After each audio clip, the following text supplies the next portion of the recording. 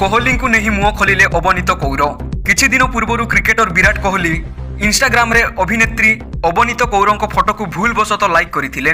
ଏହାର screenshot social ମିଡିଆରେ viral ହୋଇଥିଲା।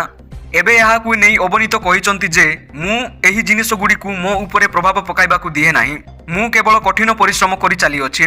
ସୂଚନା ମୁତାବକ ଅବନୀତ କୌର ସବୁଜ କ୍ରପ୍ ଟପ୍ ଏବଂ ସ୍କର୍ଟରେ କିଛି ଫଟୋ ଅପଲୋଡ କରିଥିଲେ। କୋହଲି ଏହି ଫଟୋରେ ଲାଇକ୍ କରିଥିଲେ। ଏହାକୁ ନେଇ ସୋସିଆଲ ମିଡିଆରେ ତାଙ୍କୁ ଟ୍ରୋଲ୍ କରାଯାଇଥିଲା। ଏହାର କିଛି ସମୟ ପରେ ବିରାଟ ଏକ ଇନଷ୍ଟାଗ୍ରାମ ଷ୍ଟୋରିରେ ଲେଖିଥିଲେ ଯେ ମୁଁ ସ୍ପଷ୍ଟ କରିବାକୁ ଚାହୁଁଛି ଯେ ମୋର ଫିଡ୍ କ୍ଲିନ୍ କରିବା ସମୟରେ ଭୁଲବଶତଃ କିଛି ହୋଇଥାଇପାରେ। ଏହା ପଛରେ କୌଣସି ଉଦ୍ଦେଶ୍ୟ ନଥିଲା। ମୁଁ ଅନୁରୋଧ କରୁଛି ଯେ କୌଣସି ଅନାବଶ୍ୟକ ଆଲୋଚନା କରା ନଯାଉ।